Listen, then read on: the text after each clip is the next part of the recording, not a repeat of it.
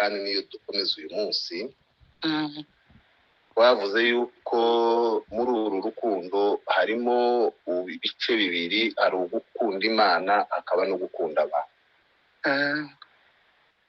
Niko twasomye igice twashingiyeho, igice cy'Abaroma, igice cya 13 n'umurongo wa 8, niho havuga ngo mukagire umwenda wose keretse gukundana.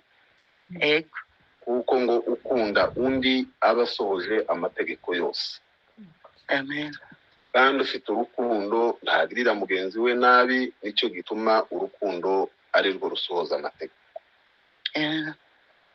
Washingiye ku kindi cyanditswe kiri muri Matayo igice cya 22 umurongo wa 34 n'umurongo kugeza kuri 40, ni hariya abafarisayo twavuze yuko bagerageje Yesu bashaka kumubaza itegeko riruta yandi mategeko yose.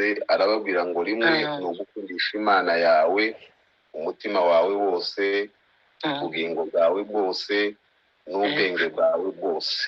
Iryo ngo ni itegeko rimwe. Arongera kandi arababwira ngo irisa n'iryo naryo ni ugukunda mugenzi wawe kuko bikunda. Yego. Aya magambo iri tegeko yombi Yesu yavuze ejo twavuze kuko yabasubiriye mu by'amategeko ya kera, mu mategeko yanditse mu gitabo cyo gutegeka no gitabo cy'Abalewi. Ayo magambo twarayavuze cyane, ariko ijambo rimwe rikomeye ririmo twavuze nuko twavuze kuko amategeko yose, muri ayo mategeko yombi, amategeko yose n'ibyahanuwe niyo yuririraho. Yego. Iryo ni ijambo rikomeye tugomba gufata mu buzima bwacu bwa gikristo, kuko ibintu byose dukora bigomba kuririra ku mategeko, tugomba kurira ku rukundo. Ibintu byose dukora byose, ubukristo bwacu no kwitanga no kugira bigomba kuba bisunikwa n'urukundo, kuba byuririra ku rukundo, ariho bishamikiye. Ariho bishamikiye. Nakoresheje ijambo risanzwe rya kera ejo, nibutse tukikuba mu kuguru mu giturage ngo wewe ntushobora kuba uri ibi. Ni ijambo n'akantu bazaga bashyiraho bakavuga ngo ni indendeko, n'akantu bashyiragaho ibintu ni nka portement. Urukundo rero, ibintu byacu byose dukora byose n'ibyo tubwiye gutangiriraho byose dukora bigomba gushingira ku rukundo. Dusome mu gitabo cy'Abakorinto igice cya 13, Abakorinto ba kabiri ba mbere nako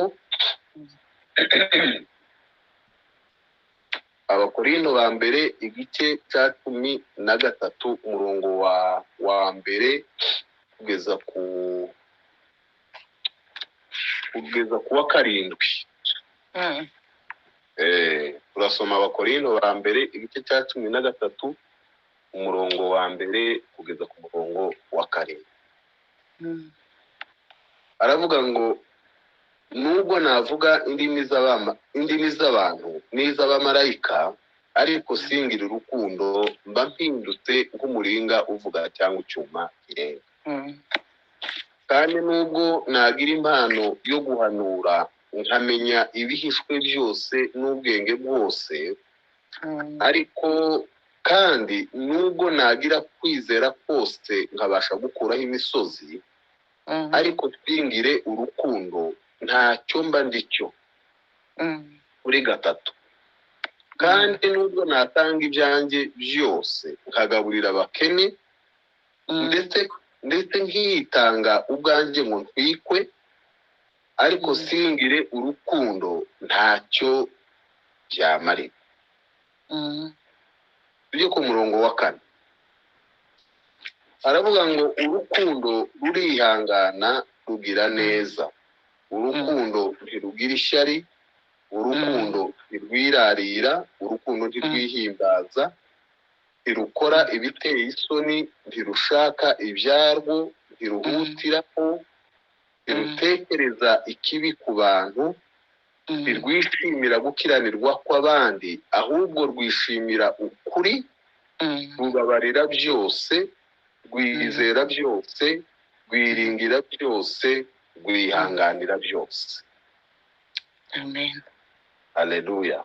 Amen. Aho ayo magambo niyo tugiye gusoma, niyo tuvuye gusoma, kandi niyo twiga tukarangiza ikibwiriza cyacu kuri. Amen. Isi uko imeze ubu n'ubukristo bwacu uko bumeze n'agakiza nimba ubwo kaje igihe cyose kaje kashingiye ku rukundo. Bibiliya iravuga ngo si twebwe twakunze Imana, ahubwo Imana niyo yadukunze. Amen. Ejo ndababwira ngo urukundo ni kamere y'Imana, ni agace k'ubumana Imana yashize muri twebwe tumaze kwakira Yesu, tukakira n'Umwuka Wera. Imana iduhamwa ako gace k'ubumana bwayo kaba muri twebwe. Urukundo ni originalite y'Imana. Urukundo navuze ko urukundo atari ukwiyaranja. Ntabwo ushobora kwiyaranja ngo ugire urukundo. Bibiliya irimo ivuga hano. Ntabwo ushobora kurenzaho cyangwa ngo ube imfura zimwe za kera zazaga zumva ibintu zigaceceka ntizisakuze. Ibyo ntibiraba urukundo urwo turimo twiga muri Bibiliya. Urukundo ni Imana, urukundo ni ubumana buba muri twebwe twahawe nayo. Igitabo cya Yohana igice cya 3, Yohana ubutumwa umurongo wa 16, njya numva abavuga butumwa benshi n'ahandi henshi handitse bakavuga ngo niwe murongo munini wo muri Bibiliya. Uwo murongo twawize kuva kera turi abana muri Sunday School. Haravuga ngo kuko Imana yakunze abari mu isi cyane byatumye itanga umwana wayo w'ikinege kugira ngo umwizera wese atarimbuka ahubwo ahabwe ubugingo buhoraho. Amen. Abantu bakomantatere benshi baza bavuga ngo uyu ni wo murongo munini wo muri Bibiliya. Ibyo simbishingiyeho, ababivuze ubwo uwo murongo warabafashije kandi babona wenda nisho. Ariko nanjye nsanga uyu murongo ni munini cyane, kandi igitangaza kirimo nuko ushingira ku rukundo, kuko Imana yakunze abari mu isi cyane. Amen. Ibi bintu biraza gukonfirima ko urukundo ari rwo ngenzi mu byo turimo byose. Urukundo ni ingenzi. Amen. Amakosa n'intege nkeya tugira abantu nuko n'ibintu no mu buzima busanzwe ibyo ufite byose n'ibyo ukora, iyo utagize ibintu bijya imbere n'ibindi bikurikira usanga ugera ku musaruro mukeya cyane. Abantu bize iterambere barakubwira bati ibintu byose ufite, urebe ibintu byangombwa, urebe ibintu byihutirwa, urebe ibintu byangombwa ariko bitihutirwa, urebe ibintu bitari ngombwa. Ibyo bintu numara ubishyire ku murongo, uhere ku byangombwa byihutirwa. Rero no mu bukristo bwacu ntimugire ngo ibi bintu byose dukora birareshya. Oya, ibi bintu byose ndavuze ngo ibi byose dukora n'ibyo ukora byose by'ubukristo ntabwo bireshya. Nubwo byose biri mu ijambo ry'Imana, Bibiliya iravuga ngo ibyanditswe byera byose byahumetswe n'Imana kandi bifite umumaro wo kutwigisha. Ariko muri ibyo bintu byose kugira ngo ugire ubukristo buri ekilibre, ugire ubukristo budahengamye, nuko ugomba gufata amahame manini y'ubukristo akaba ari bishyira imbere. Amen. Nukuri dufite ibintu byinshi byo gukosora iyo turimo dusenga, iyo turimo turirimba, iyo turi mu materaniro. ariko niyo tuganira mu buzima busanzwe bw'ubukristo bwacu dufite ibintu byinshi byo gukosora. Bimwe byo gukosora muri ibyo ni ugushyira ibintu ku murongo, ukamenya ibibanza, ukamenya ibikurikira, ukamenya n'ibiheka. Ni ukuvuga ngo muri ibi bintu byose Pawulo yaranditse ngo urukundo rurusha ibindi byose kuba ingenzi. Amen. Kuko niho ibintu byose bishingira. Ejo narababwiye ngo hari komantere ivuga ngo impamvu yanditse ngo amategeko yose n'ibyahanuwe byuririra ku rukundo, bishaka ngo gusobanura ko amategeko yose n'ibyahanuwe byose byakozwe kugira ngo bifashe umuntu gukunda Imana. Amen. Haleluya. Amen. Nimba hari ikintu cyakozwe kugira ngo ubuzima bwacu bwa gikristo bwubakwe ari cyo rukundo, ni ukuvuga ngo cyakagombye kuba ari ikintu twimiriza imbere dushingiraho mu bukristo bwacu. Amen. Rero niyo mpamvu tugomba kumva akamaro n'imbaraga z'urukundo muri twebwe. Bibiliya iravuze amagambo menshi muri iki gitabo cya 13 igice cya 13 gitabo cy'Abakorinto dusomye. Abanditsi baranditse, hari uwo nasomye aravuga ngo iki gice cya 13 yacyanditse arimo ategura Abakorinto kubigisha impano no kuzikoresha mu gice cya 14. Amen. Noneho atangira kububaka kugira ngo ibintu byose bagiye gukora bazabyubakire ku rukundo. Amen. Niyo mpamvu yabandikiye hano, arandika muri iri jambo twasomye harimo ibintu bitatu bikomeye cyane. Twita ibintu bikomeye ariko mu by'ukuri atari byo bikomeye. N'ibiryo twavugaga mu by'ukuri bijyanye no gushyiraho priorite y'ibikenewe mu buzima bwa gikristo. Yavuze ngo nubwo navuga indimi z'abantu n'iz'abamarayika, ndafite urukundo, naba ameze nk'umuringa cyangwa icyuma kirenga. Ikengeri nabyumviye ibuzira kwa bagota. Hari abantu bazaga buzi ikengeri mu bapadiri, abari ku Kimanga, abari kuri Murongwe, abari bakumva ikengeri. Iryo kengeri n'utari ufite isaha yarazi ngo iri kengeri burakeye, bivuze ko isaha igeze kuri iyi. Ibwo numvise ikengeri bwa mbere. Rero ngo nubwo navuga indimi z'abantu n'iz'abamarayika, nta wundi muntu ushobora kuvuga, nta kindi gitangaza gikomeye ko kuvuga indimi z'abantu ukavuga n'iz'abamarayika. Sinzi indimi z'abamarayika n'iz'abantu, nzi Kinyarwanda cyonyine n'utundi dukeya nzi two ku ruhande. Ariko Bibiliya iravuze ngo nubwo navuga iz'abantu zose, ibyo bihugu turimo twese nkamenya izo ndimi zaho hantu hose, n'izindi ntazi n'izindi mutabamo, bavugisha nkacyumva nkabivuga neza cyane, bavuga iki Bangladesh nkacyumva neza cyane, bavuga izo ndimi zo mu Buholandi mutuyemo kazumva, bavuga indimi zo muri Australia kazivuga kazidodoma neza cyane. Izo Bibiliya iravuga ngo uretse izo ngo ukongeraho n'iz'abamarayika zitamenyekana, izo z'abamarayika bavugana.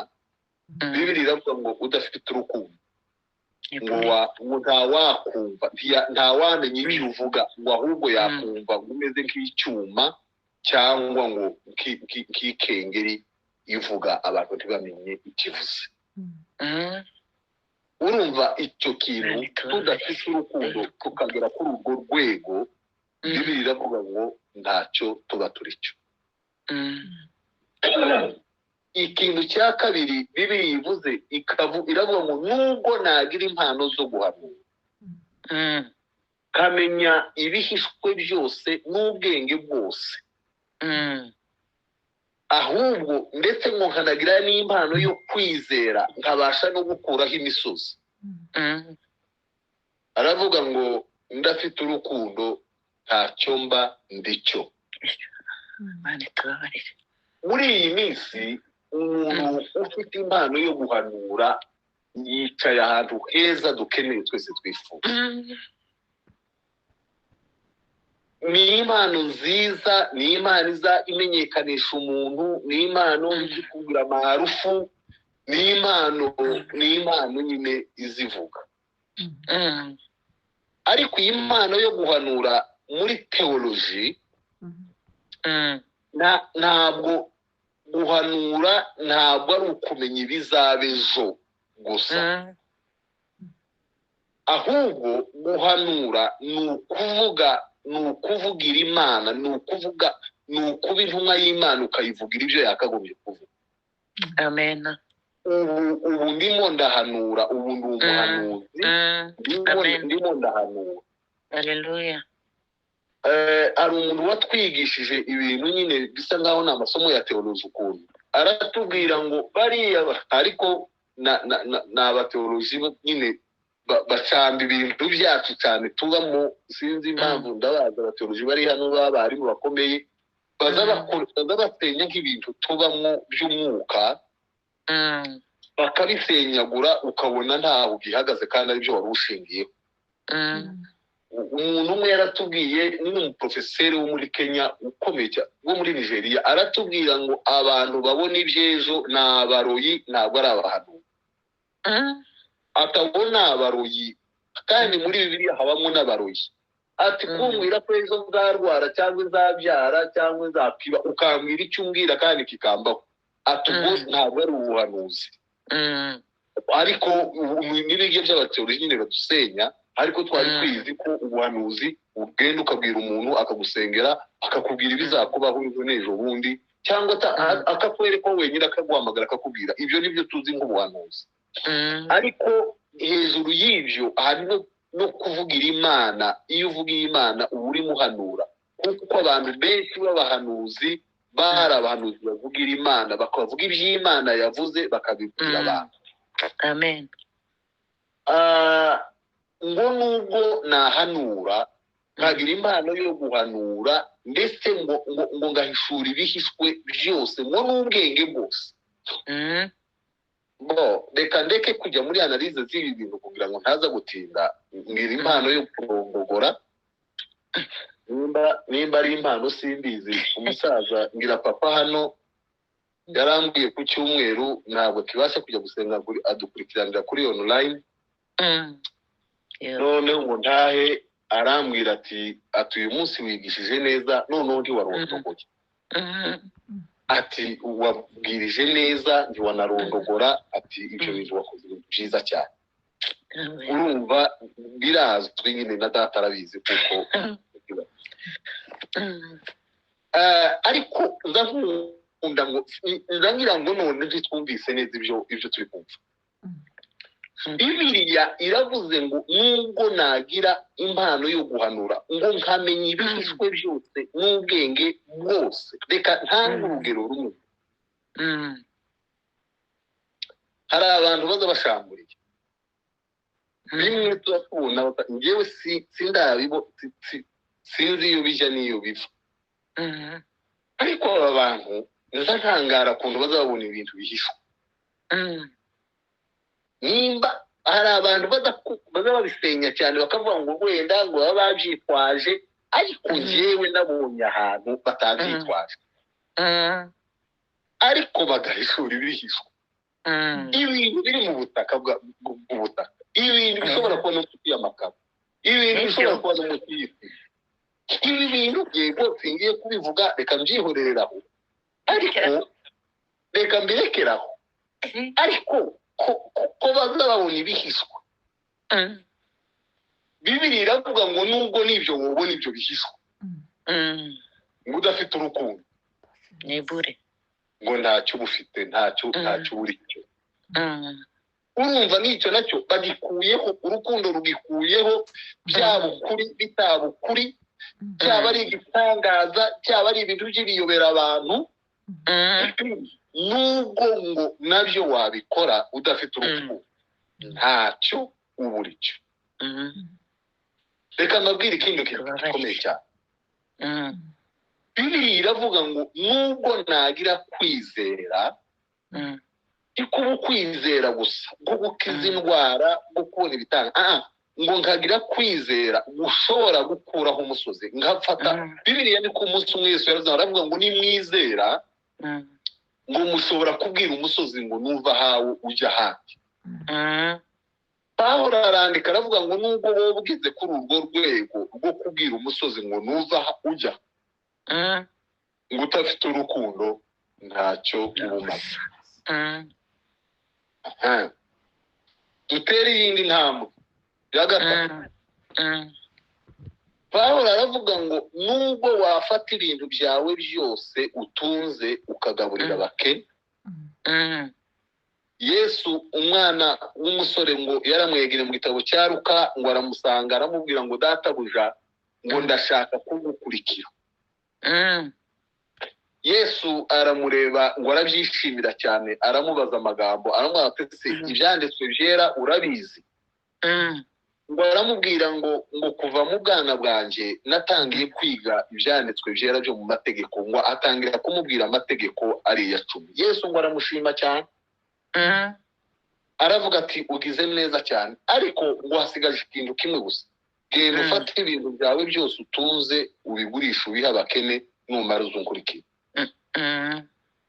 Bibiliya iravuga ngo wa musore ngo amuva imbere yahonze mu maso, yumva kondisiyo zo kumukurikira ntabwo bikunda, ntiyamukurikira agurishije imitungo yiwe. Ariko Pawulo yaranditse aravuga ngo nubwo wayigurisha yose ukayiha abakene, ndetse ngo ukirenzaho nawe ukitanga ugatwikwa ku bwabo, Bibiliya iravuga ngo udafite urukundo ntacyo byakumarira. Noneho ndatangaye, ibintu byose twari duhagazeho tuza dukora kandi twumva ari igitangaza, ubifite tukumva ni umuntu wo ku rwego rwo hejuru, iyo bitadendetse, iyo bidashamikiye ku rukundo, ibyo bintu byose ni ubusa. Kandi zantangara cyane nkibaza iri jambo kavuga ngo ese umuntu ashobora gutanga ibyiwe byose adafite urukundo? Umuntu ashobora kwitanga agatwikwa adafite urukundo? Ariko nabyo birashoboka, nabyo birashoboka. Reka ndeke kujya muri zo detaye cyane, kandi ko ndavuga nitonze kwera kuko Aimable yanshinje kwihuta. Uyihute nta kibazo. Noneho nkagira ngo njyane na Gode neza ntaza kumuvuna. Nta kibazo. Ariko harimo ibintu zanumva bikomeye tugomba kwiga. Ashobora gutanga ibintu byiwe akabitanga akabiha abantu adafite urukundo. Hari ibintu, reka mbaho urugero rumwe. Birashoboka ko umuntu ashobora gutanga ibintu byiwe udafite urukundo. Ushobora gutanga ibintu kugira gusa ngo bamenye ko watanze. Ushobora gutanga ibintu kugira ngo wirate ku bantu. Ushobora gutanga ibintu kugira ngo usumba abandi. Ushobora gutanga ibyawe byose kugira ngo ube maarufu, kugira ngo uvugwe, kugira ngo urogezwe. Bibiliya iravuga ngo bene abo bantu ngo bamaze guhabwa ibihembo byabo. Yego. Nasanze bishoboka. Nako tugataye twinshi iyo ndi iwacu mu rusengero, ni iwacu hano ni kumbuza amahanga. Hari igihe abakirisitu tugiramo utuntu, baba n'abantu tugiramo utuntu ushobora gukorera umuntu ibintu uje ukuri wabireba ugasanga gusa ibyo ari kugukorera byiza, ariko ni kugira ngo akumvise ko akuruta. ushobora guha umuntu akantu gato, ushobora guha umuntu icyayi ukamubwiriraho amakuru y'icyayi, ukamubwiriraho icyayi kiryoshye n'ikitaryoshye, ukamubwiriraho cya za mukaru, ukamubwiriraho n'igifite ibindi, kugira ngo umwereke kuko izo sorte zose zimwe wazirenze utozisubiramo. abantu tubitse ibintu. Bibiliya iravuga ngo nubwo wakora ugatanga ibyawe byose udafite urukundo ntacyo wamara. Reka tujye ku murongo wa 4, umurongo wa 5, umurongo wa 6 n'umurongo wa 7. Twawusomye tuvuga iby'urukundo rugira, tuvuga n'iby'urukundo rutagira. Wavuze ngo urukundo rurihangana, rugira neza, urukundo ntirugira ishyari, urukundo ntirwirarira, urukundo ntirwihimbaza, urukundo ntirukora ibiteye isoni, urukundo ntirushaka ibyarwo, urukundo ntiruhutiraho, urukundo ntirutekereza ikibi ku bantu, urukundo ntirwishimira gukiranirwa kw'abandi, ahubwo rwishimira ukuri, rubabarira byose, rwizera byose, rwiringira byose, rwihanganira byose. Iki rero ni ikirahuri. Iki ni ikiyo, ese ni ikirori. Iki ni ikirori. Genda uhagarare imbere y'iki kirori urebe niba ufite urukundo. Aya magambo ko ari 10, ngira ngo ni 15. Aya magambo yose ni 15. Ni ukuvuga ngo uyu mwanditsi yavuze urukundo tuvuga ni urukundo rutagira ibi bintu. Iyo byaranje muri iyi mirongo biravanze. Hari bimwe urukundo rugira, ahandi bakavuga ngo urukundo ntirugira, ariko ntibyaranje. Iyo byaranje neza ukavuga iby'urukundo rugira, ukareba n'iby'urukundo rutagira, usanga muri ibi bice ko ari bine. Urukundo rugira ibintu 7. Icya mbere, urukundo rurihangana, urukundo rugira neza, urukundo rwishimira ukuri, urukundo rubabarira byose, urukundo rwizera byose, urukundo rwiringira byose, urukundo rwihanganira byose. Ibyo ni ibyo urukundo rugira.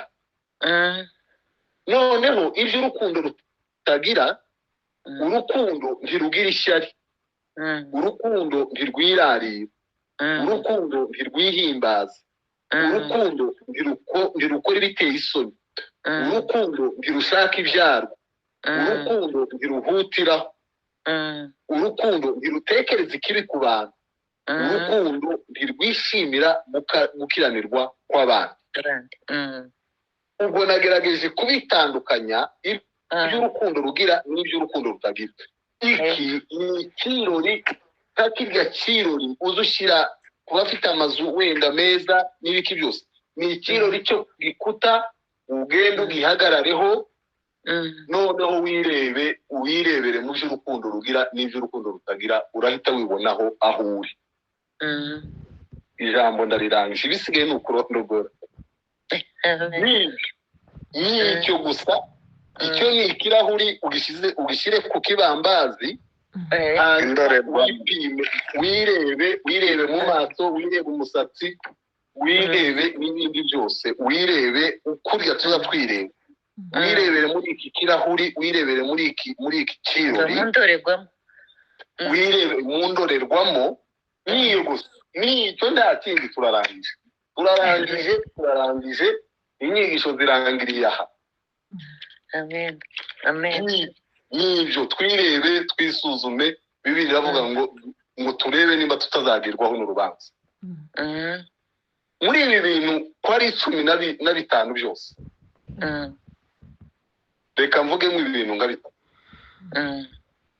Mwanya wanje bawumbaye bacyaha. Reka tuvuge ijambo urukundo rurihangana. hari ibintu byinshi iyo usomye nawe muri 2015 hari ibintu bimwe nawe wareba bikagufasha ukumva ushaka kubitekerezaho nanjye byose hari bimwe ntushobora gutekereza ariko hari ibintu nka bitatu cyangwa bine njya mbona bikomeye bihatse ibindi byerekana neza urukundo rurihangana kwihangana ni imiterere y'umutima irangwa no gutegereza igihe kirekire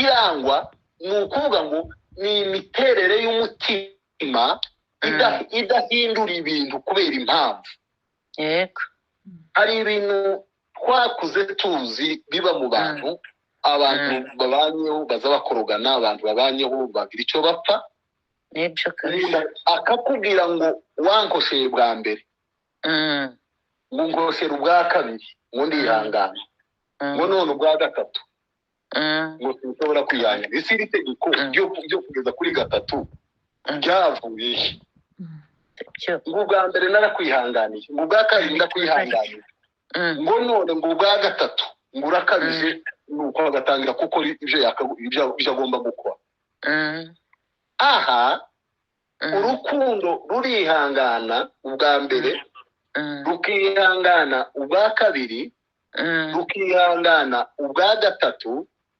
rukihangana ubwa kane rugakomeza kwihangana rukongera rukihangana rugasoza rwihangana amen kwihangana k'uru rukundo sinimo mbona umusozo warwo hariya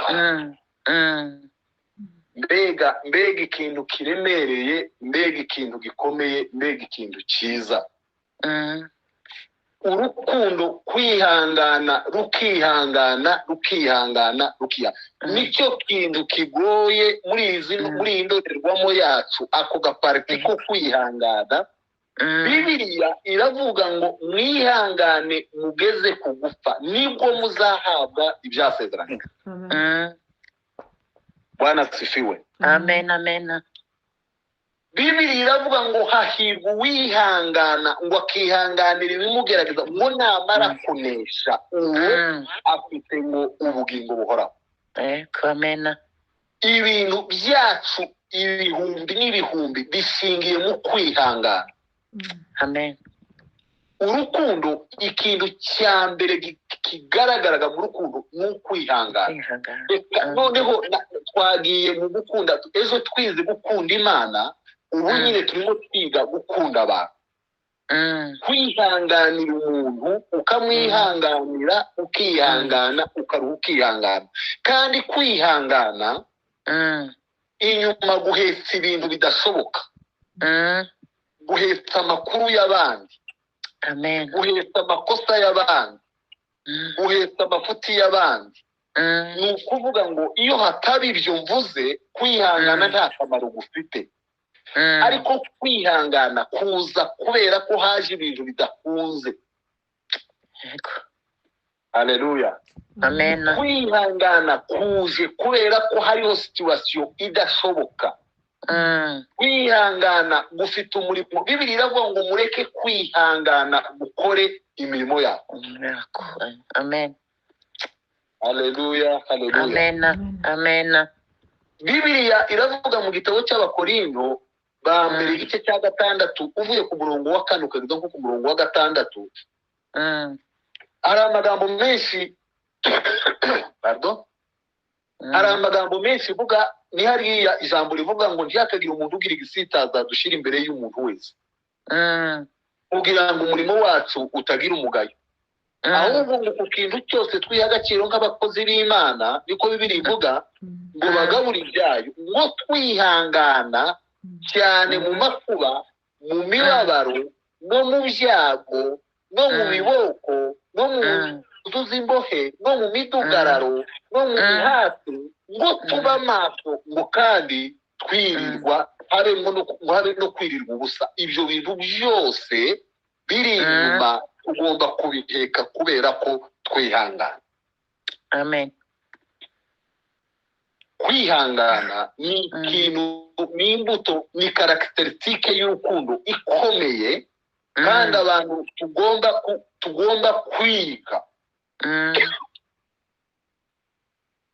Ibyo bintu byose ngo tugomba kubikora, ngo dufite umutima uboneye, ngo dufite ubwenge, tutarambirwa, tugira neza, ngo dufite umwuka wera, kugira ngo tube tunafite n'urukundo rutaryarya. Ibyo bintu byose twihangana. Pawulo yaranditse aravuga ngo nihanganiye ibintu byinshi, ngo namenye kurya no guhaga, ngo menye no gusonza, ngo menye no kwambara, ngo menye no kwambara ubusa. Ariko ngo ibyo byose yarabyihanganiye, ngo abishobozwa byose ngo na Kristo wamuhaye imbaraga. Amen. Kwihangana, urukundo rurihangana. Urukundo, kwihangana ntigufite umupaka. Ni ubuzima butegereza ibyiza, ni ubuzima butegereza impinduka. Turaza kubivuga hepfo. Ni ubuzima ntegereza impinduka ku kintu gikorwa kiri kuri njyewe, ngategereza ngo kizaba cyiza, ngategereza ntazi ko ejo kizaba cyiza, ngategereza ko umuntu uri kungirira nabi azahinduka, kandi ngafite ibimenyetso byo guhinduka. Ngakomeza ngategereza. Haleluya Yesu. Haleluya. Amen. Ngategereza ejo nkabona ntahindutse, ejo nkabona n'ibikunda, ejo bundi nkabona n'ibikunda. Ngategereza. Umuririmbyi yararirimbye aravuga ngo ntukaje urambirwa kumwizera. Urukundo rurihangana. Bene data, kwihangana kwacu ntikugira umupaka. Urukundo rwihangana ntikugira umupaka, ruza rutegereza igihe ibintu bizakunda.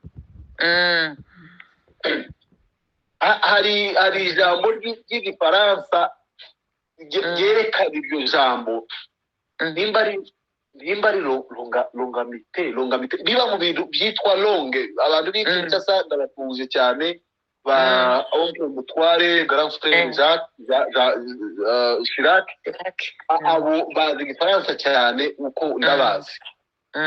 Ariko habamo ikintu nimba ari longamite, ikintu cya longe kidafite umwisho. Ijambo ry'Imana riravuga ngo, ijambo ry'Imana riravuga ngo, hari uwo bimfashije? Ego yaragiye kubigufasha. Mvuze ngo ari ibyo longamite. Icyo kintu ni ikintu kidafite gukomeza nyine, kikaba kirekire, kigakomeza kikaba kirekire gusa. Kwihangana ni ugukomeza ukaba muremure gusa, udafite ahantu ushobora kuba. Ijambo rya kabiri, urukundo rugira neza. Urukundo kugira neza ntabwo ari uguha umuntu ibintu, ntabwo ari ukumugaburira no kumwambika no kumuramutsa no kumwishima. Iri jambo kugira neza ni ukwishimira no gushaka ibyiza ku bandi, kwishimira ibyo abandi bagezeho. Amen. Gushakira abandi ibyiza. Iki kintu kiragoye cyane. Kugira neza ntabwo ari ukumva amafaranga. Yego nabyo biri muri parti yo kugira neza, ariko kugira neza ni umutima, ni ubuzima Imana igushyiramo bwo kwishimira ibyiza abandi bagezeho, bwo kwishimira, bwo kwifuriza abantu ibyiza. Birashoboka ko ntacyo byantwara Gode yabonye ibyiza, ariko biranashoboka ko ntakwicara ngo ntekereze ko Gode agomba kubona ibyiza. Birashoboka ko kuba yatera intambwe runaka ntacyo bintwaye, ntadafite n'ishyari. Ariko biranashoboka ko bitandaza ijoro ngo nishime cyane nk'uko nawe yishimye. Ubuzima bwacu ni uko bwubatse. Ubuzima bwacu, uwo muntu niwe twita mwiza cyane iyo ntacyo bimutwaye, iyo atagize ishyari, iyo atagize ibintu by'ibibazo yongeraho, iyo yumvise ko umuntu yabaye ntibigire icyo bimutwara, ntibimuhungabanye, uwo muntu tumwita mwiza. Ariko kugira neza iyo tuvuga ngo urukundo rugira neza Mm. bisobanura ko ari imiterere yo gushimishwa n'iby'abana. Amen. Mwene data Shirake Mm. yagize ibibazo, yatanze ubuhamya twarabukurikiye bwose, Imana ishimwe kandi ihabwe icyubahiro. Amen. Ariko uko hari abantu twabyumviye hariya twumva n'ibitangaza byabaye birangirira, turishima, nta muntu wifuzaga ko aguma mu mbohe, ariko kurekurwa kwiwe twarishimye ko umuntu avuye mu bibazo birangiriraho. Uburemere afite yari afite yumva n'ubu afite abantu benshi ntibikirimo. Nyuma y'ibyumweru bibiri birashoboka ko ntawongeye gusenga ngo avuge ngo Mana ndagushimiye kuko Shirake yavuye mu mbohe. Birashoboka ko nta wundi wakomeje kubikora.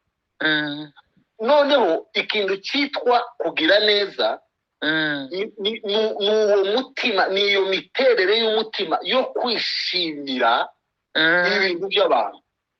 Ukaba umuntu wishimira, wapareza ibintu by'abantu, abantu bageze ku bintu byiza, abantu ukumva Imana irakoze, ukumva Imana igize neza, ukazamurira Imana amaboko, ugahereza Imana icyubahiro, ukabitanga n'ubuhamya, ukabivuga mu bantu, ukaba excité ku by'Imana yakoreye abantu. Uko niko kugira neza. Ni bande bari kuri urwo rwego? Ni bande tugeze hehe ku rwego? Twavuze ngo ibi bintu ni indorerwamo turi kwireberamo ngo turebe nimba urwo rukundo Imana dushaka ko tugira, turebe nimba tufite. Yego. Icyo nicyo bita kugira neza. Urukundo rugira neza bisobanura imiterere yo kwishimira ibintu by'abantu no gushakira abantu ibyiza. Ni byiza, Mungu tuwezeshe. Amen. Bibiliya iravuga mu gitabo cy'Abaroma igice cya 2 n'umurongo wa 4, haravuga ngo kandi ngo usuzugura ubutunzi bwo kugira neza kwako n'imbabazi zayo n'ubwo kwihangana kwabyo, uzi yuko kugira neza kw'Imana ariko kurehereza kwihana. Kugira neza kw'Imana, iryo jambo ryo kugira neza niryo riturehereza kwihana. Ineza y'Imana niyo yaturehereje, niyo yadukuruye mu kwihana. Haleluya. Amen. Bibiliya iravuga ngo kuko Imana yakunze abari mu isi cyane. Ineza y'Imana, iriya miterere y'Imana kutwifuriza ibyiza no kwishimira ubuzima bw'umuntu, nibyo byatumye yitanga, noneho biturehereza kwihana. Ni ukuvuga ngo nuku kugira neza ushobora kugira umuntu neza nubwo yaba ari mubi, akihana akava mu byaha. Yego. Bibiliya iravuga ngo kugira neza kw'Imana niko kuturehereza kwihana. Amen. Ngende ku kindi cya 3. Harimo amagambo menshi cyane. Iyo usomye igitabo cya Tito igice cya 3 n'umurongo wa 4, aravuga ngo nyamara kugira neza kw'Imana umukiza wacu n'urukundo idukunda bibonetse. Kugira neza kw'Imana kubonetse, Bibiliya iravuga ngo iradukiza itabitewe n'imirimo yo gukiranuka twakoze. Kugira neza kw'Imana niko kwatumye iducungura itabitewe n'imirimo twakoze. Kugira neza kw'Imana, iriya kamere twavuze, iriya natire y'Imana iri muri yo irimo kugira neza, ngo niyo yatumye ngo idukiza itabitewe n'imirimo myiza twakoze. Bibiliya yaravuze ngo yadukuze tukiri abanyabyaha, ariko nako gace ko kugira neza kwayo kwatumye idukunda itabitewe n'imirimo myiza twakoze. Pawulo rero yandikira Abaefeso igice cya 4 n'umurongo wa 32, aravuga ngo nuko mugirirane neza, mugirirane imbabazi, mubabarirane ibyaha kuko Imana yabababariye muri Kristo Yesu. Amen.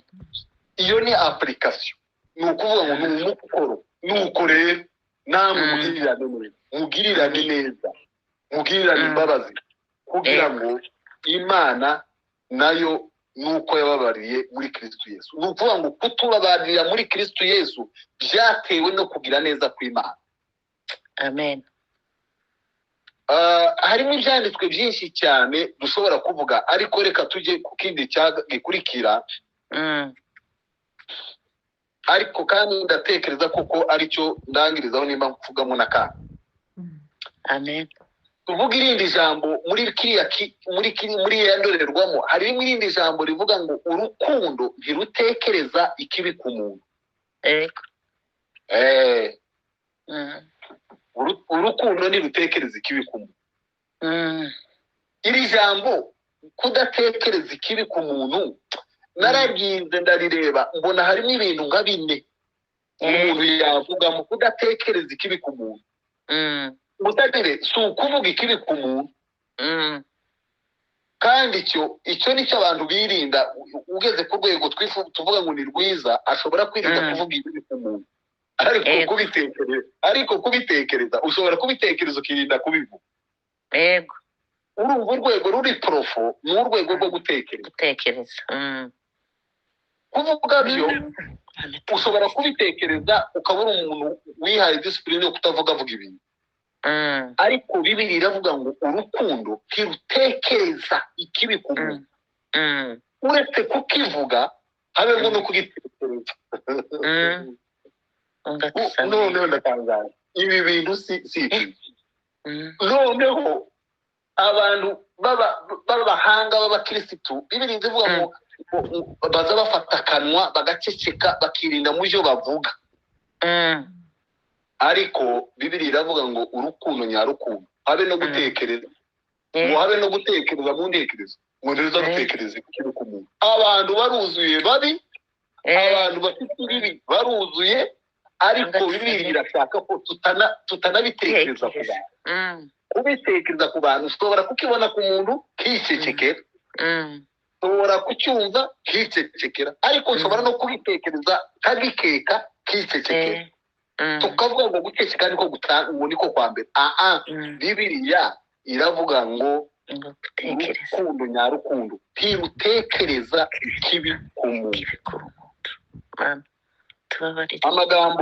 Amagambo nkane. Ijambo rya mbere harimo ijambo rivuga ko umuntu yabyita igisobanuro cyane muri aya magambo. Harimo ijambo ryo kutagirira abantu nabi, kutabara ibibi abantu bagukoreye, kutabika inzigo, no kutibuka ibyo wakorewe bibi. Ni ibintu nka bine biri muri iri jambo ryo kudatekereza ikibi ku muntu. Reka mbabwire, kutagirira abantu nabi birinjira muri iki kintu cyo gutekereza ikibi ku muntu. Abantu ugitugira abantu nabi, abantu bageze ku rwego rwiza rw'ubukirisitu, mu by'ukuri iki kintu wenda baragishoboye. Kutagirira abantu nabi, tekereza ko hariho na za kamere z'ubufura twize z'abasaza b'abantu, simbuze mu bene wacu b'abazungu, ikiremwa muntu. Hari abantu bateye ko adashobora kugirira umuntu nabi. Hari umuntu uteye uko, icyo kirashoboka. Ariko hari ikindi gikomeye cyo kutabara ibibi wakorewe. Niyo mpamvu nababwiye ngo haruguru, ndavuga ngo hepfo ndaza kubivuga, tuza dukora imibare y'ibibi cyo twakorewe. Iyo unanirwa kubabarira umuntu neza, uzubara ibintu yagukoreye, ukavuga ngo ejo yakoze iki, ejo bundi yakoze iki, umwaka ushize yakoze iki, none ntabwo nshobora kwihangana. Ariko Bibiliya iravuga ngo kugira neza niko kutufasha kutabara ibibi twakorewe. N'abantu ntibatubare n'ibibi twabakoreye. ijambo rya kabiri ntitubike inzigo, ntitubike inzika.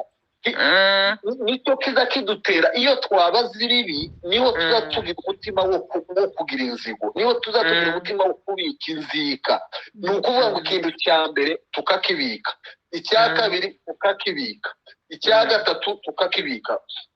Nize ibintu bya psikoloji si cyane, hari umuntu w'umwarimu wigeze kutubwira, aratubwira ngo kubika ibintu bibi mu mutima wawe ni ukwica umutima, ni ukurwaza umutima wawe. Ibibi ntugomba kubika ibibi mu mutima wawe. Abo ni abahanga bize iby'ubuhanga, iby'ubumenyamuntu. Ntabwo kubika ibibi mu mutima nubwo atari wowe wabikoze, ariko ukabika ibyo bagukoreye bibi, nta kindi kintu uri gukora gusa usibye gusenya umutima wawe, usibye kwisenya. Kandi muri uwo mutima Bibiliya iravuga ngo ni rwo sengero rw'umwuka, kandi ngo ni n'Imana iba. Rero iyo ufite urwo rwego rwo kubika ibintu, kugira neza no gutekereza ikintu, kudatekereza ikibi ku muntu ntabwo wabishobora. Ni ukuvuga ngo kugira ngo ureke gutekereza ikibi ku muntu, ni uko utabika ibyo gukoreye muri wowe. Yego. John Wesley ni umugabo waho hakurya, mwebwe bamwe mu bihugu yabayemo wenda muziranye n'abuzukuru biwe. John Wesley niwe muntu watangiye aya makanisa y'ubuvyutse. Igihe cy'ubuvyutse niwe watangiye ubuvyutse aho hakurya mu Bwongereza. Yanditse igitabo, yandika n'amategeko cyangwa amabwiriza agenga imibanire y'abantu no kugendera mu mwuka. Avuga ijambo rimwe cyane riravuga ngo, muri ayo mabwiriza yibise amategeko, aravuga ngo ntukemere raporo mbi ku muntu, ntugatekereze ikibi ku muntu keretse ubyiboneye. Yego. Reka ngisobanure. Ntukemere raporo mbi ku muntu. Abantu, reka mvuge ubuzima busanzwe. Hari abantu bazi gukora za raporo ku bantu. Umuntu nkaba afite za raporo z'abantu nk'15 ejo bakoze, sinzi aho bazabakura. Kamenya ngo runaka yakoze ibi, ubundi yakoze ibi, ubundi yakoze ibi, ubundi yakoze ibi, ukaba ufite za raporo z'abantu. John Wesley yaravuze, avuga kuri iri jambo ryo kudatekereza ikibi ku muntu, aravuga ngo ntukemerere mu mutima wawe ko baguha raporo mbi ku muntu. Yego. Reka mvuga iki kintu njyana kivuga n'abantu. Twatewe n'umwuka mubi w'uburozi. Abantu umwuka waraje w'uburozi, bavuga ibintu by'uburozi. Yewe nabwiye abantu, ndababwira ngo umuntu uzandoga wa mbere ni ukumbwira umuntu w'umurozi. Uwo niwe muntu uzandoga bwa mbere kuruta abandi bose. Kumbwira ngo runaka ni umurozi. Umuntu wari usanzwe amba amafaranga, umuntu wari usanzwe angaburira, umuntu wari usanzwe nirukira, umuntu wari usanzwe ari we nshuti ya mbere mu buzima bwanjye, numbwira raporo mbi kuri uyu muntu uzawunyisha. John Wesley yaravuze ngo ntimukemerere abantu ko babaha raporo mbi ngo muzakire mu mitima yabo. Bene data, ubu dufite za raporo mbi, twiswe na za raporo mbi tutakoze, raporo baduhaye, raporo twumvanye abantu, kandi tugatekereza ko twebwe tudafitemo ikibazo. Barabiduhaye nyine yuko batubwiye, ariko Bibiliya iravuga ngo urukundo rudatekereza ikibi ku muntu rukinga imiryango yose ya raporo mbi ku bantu. Ntumbwire ko umuntu ari umujura, ntumbwire ko umuntu ari umutambanyi, ntumbwire ko umuntu ari umugize gute. Ibyo John Wesley yaravuze ngo mu bintu byiza bigufasha kugira urukundo rudatekereza ikibi ku muntu, ngo ni ugukinga imiryango yakira raporo z'abantu. Bwana asifiwe. Amen. Mungu atuwezeshe. Yes. Ikibi ku bantu dufunga imiryango yo kwakira raporo. John arakagabo nasomye kuri ya mudamu ngo ni Joyce Meyer, aravuga ngo hari agatabo yanditse kitwa Soyez Positif. Arandika aravuga ngo nutekereza ikintu kibi ukumva ikintu kibi muri wowe, ntukakibwira abantu. Yego. Nubona ikintu kibi ukabona muri wowe icyo kintu ni kibi, ntukakibwira abantu.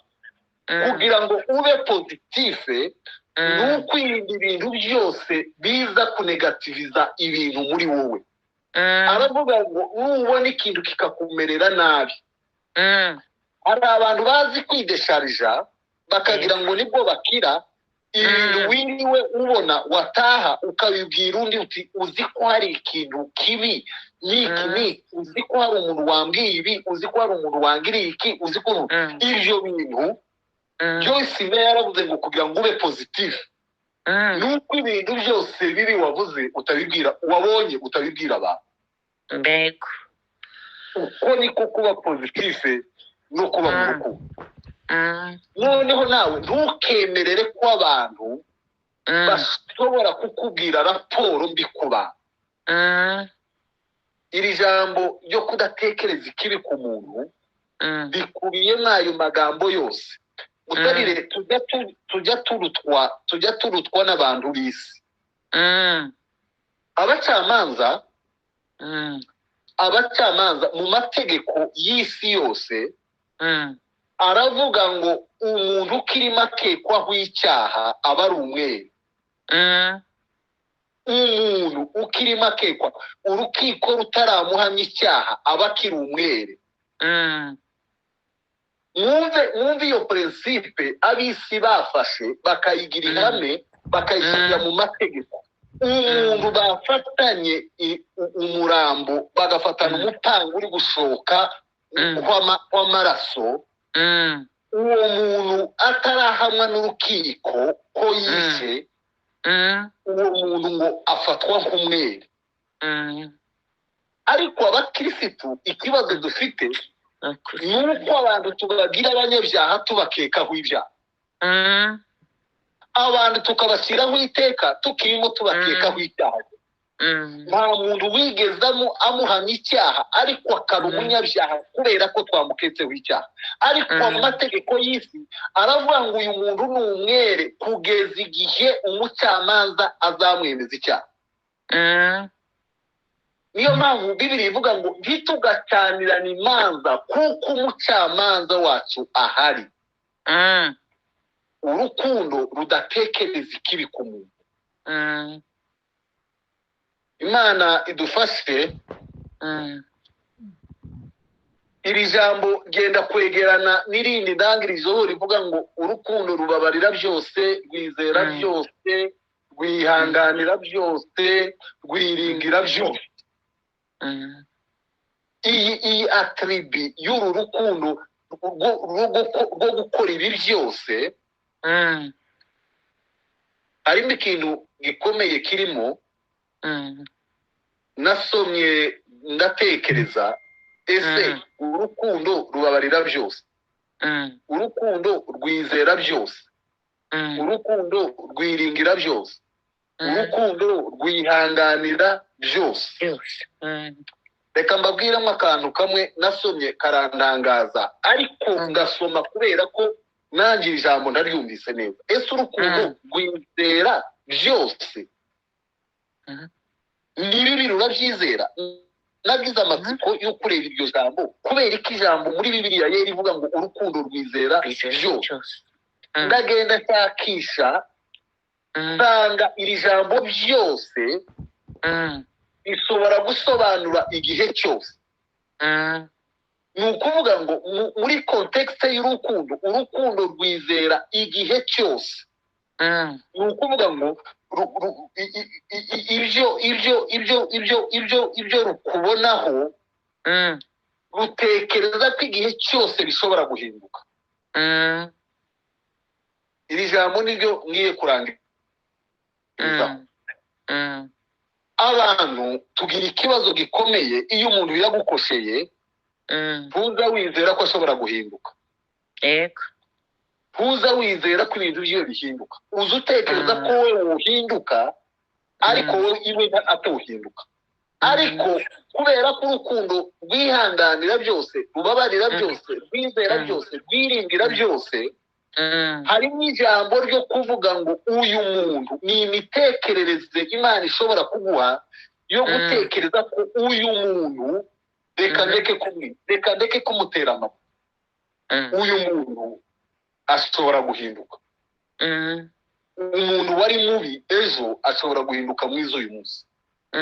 Bene data bakirisitu bizera Imana, kuko ibyo bintu tutabyumva, kuki tutumva ko uwari mubi uyu munsi ashobora kuba mwiza ejo. Pawulo yandikiye Filemoni asubira kumurekomanda umugabo bita Onesimo wari wagiye akoroganye na Filemoni. Ngo yari umukozi wa Filemoni, amakomantere amwe aravuga ngo yaramwibye, ayandi aravuga sinzi uko bakosanye, ariko ngo aramuhunga, ahunga Filemoni ngo agende i Yerusalemu. Ngo amaze kugera i Yerusalemu aho Pawulo yari abohewe ngo afungiwe ijisho, ngo avuga ubutumwa. Noneho ngo Onesimo araza ngo yakira ubutumwa bwiza, ngo amare ngo amubwira amakuru yamubayeho kwa Filemoni. Ariko ngo amaze kumukokinga no kumugira umugabo nyamugabo, arongera yohereza Onesimo kwa Filemoni wari inshuti y'amagara ukorana umurimo na Pawulo. Aramubwira ngo Pawulo nkohereje Onesimo ngo kera ngo utakugiriraga umumaro. Bwana tufiwe. Amen. Kera ngo ntiyakugiriraga umumaro, ndabizi amakosa yakoze. Aramubwira ngo n'ibyo yakwibye ngo jewe ndabyihanganira, nzabyishura, ndabyisimamira, ndabyishingiye. Ariko ndashaka kukubwira ko Onesimo wa kera yahindutse Onesimo mushya. Bibiliya iravuga ngo kera utakugiriraga umumaro, ngo ariko uyu munsi ngo atugire umumaro twembi, ngo kandi afite umumaro mu ivugabutumwa. Bene data, niki cyakubwiye ko umuntu adashobora guhinduka?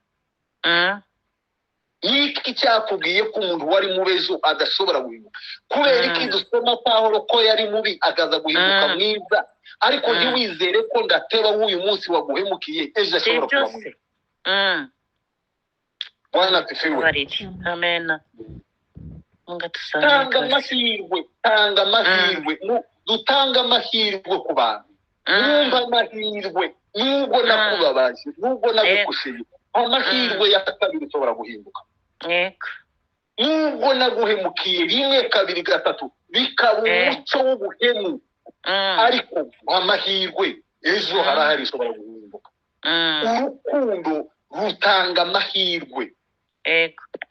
Hari abantu tubishyira mu buzima bwa gikirisitu, ukabona ko umuntu yatubabaje akavuga ngo njyewe ngo namuvuyeho, ngo njyewe ngo nabikuyeho, ngo njyewe ngo nabushyize ku ruhande. Ukumva ko wowe uri umwere wera ukiranuka, ntabwo njyewe ibyo narahebye, njyewe namupfuyeho. Hari amagambo y'abakirisitu baza bavuga tugatanga nanjye nzanavuga, njyewe icyizere cyiwe nagikuyeho, njyewe uwo muntu ukamugira shitani, ukamugira nyamugomora, ukamwita ibindi byose. Ariko urukundo rutanga amahirwe. Mwaretse tugaha amahirwe abantu, tukaha abandi amahirwe. Urukundo Bibiliya itubwira rutanga amahirwe. Urukundo rutanga amahirwe. Bibiliya iravuze ngo ntimukagire umwenda wose mugira keretse gukunda. Imana iduha umugisha, Imana idufashe. Amen. Ndarangije. Pawulo yandikiye Abaroma 13:8 aravuga ngo ntimukagire umwenda wose keretse gukundana. kandi ngo kuko ukunda undi abasoje amategeko yose. Ukunda mugenzi we abasoje amategeko yose. Ariko uwanga mugenzi we nta tegeko na rimwe abakoze.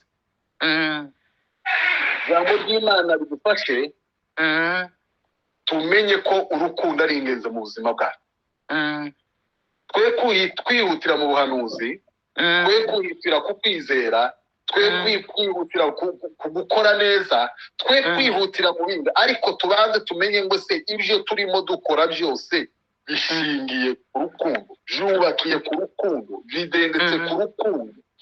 Nimba dufite urukundo rw'Imana, iriya ndorerwamo twakubise hariya twireberamo igitondo na nimugoroba, iriya ndorerwamo yatubwiye ibintu 8 urukundo rugira, rutubwira ibintu 7 urukundo rutagira. Nimba mbivuze neza, ibyo bintu byose ijambo ry'Imana ryatubwiye ngo ntitukagire undi mwenda tugira usibye uwo gukunda. Imana idufashe kandi Imana iduhe umugisha. Amen. Amen. Mana turagushimye, turaguhimbaje,